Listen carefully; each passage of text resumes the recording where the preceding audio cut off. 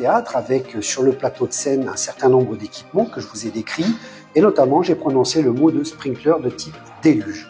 Alors je vais vous faire voir ce que c'est que ce sprinkler, c'est spécifique à un établissement comme celui-ci. Suivez-moi, rentrez dans le local. Il s'agit d'un équipement qui va permettre de garantir la sécurité et notamment l'arrosage de la cage de scène et du rideau, notamment dispositif d'obturation de la baie de scène.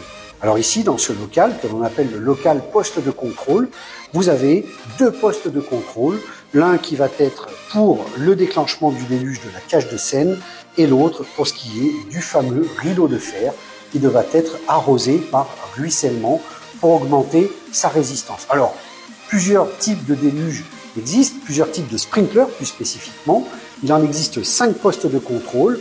Vous avez le poste sous eau, sous air, alternatif, le déluge et le pré-action qui notamment fonctionne avec le système de sécurité incendie.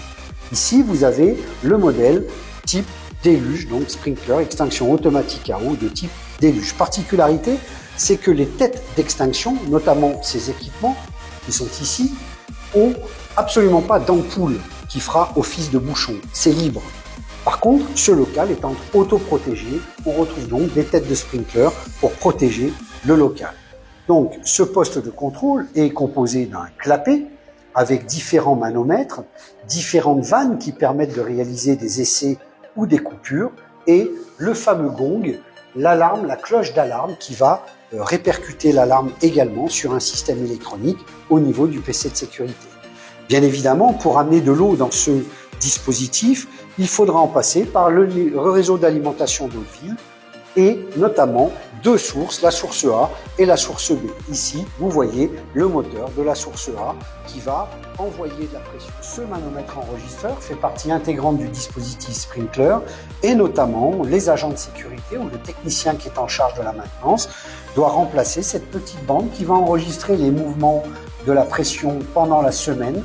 Donc de manière hebdomadaire, il va falloir remplacer cette petite bande. Bien sûr, il y a une petite pile qui permet de faire tourner le cylindre, ainsi qu'un petit stylet encreur qui va marquer, tel un oscillographe en sismicité, qui va indiquer les différentes pressions qui ont été enregistrées. Bien évidemment, ce document doit être archivé avec d'autres documents que je vais vous faire voir immédiatement. La petite bande enregistreuse qui a été retirée du manomètre enregistreur indique pendant la semaine les différences de pression qui ont pu être enregistrées. Comme vous le constatez, le graphique est en linéaire, il n'y a eu aucune chute ni augmentation de pression dans l'installation.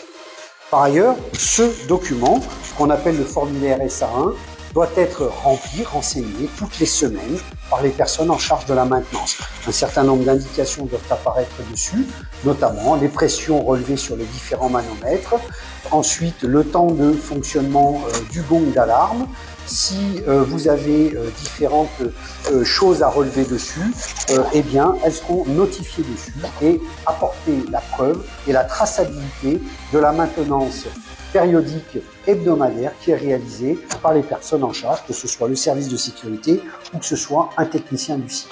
Donc, deux documents qu'on doit retrouver dans un local poste de contrôle, le formulaire permettant la traçabilité des informations lors des essais et la bande qui a permis l'enregistrement des différences de pression.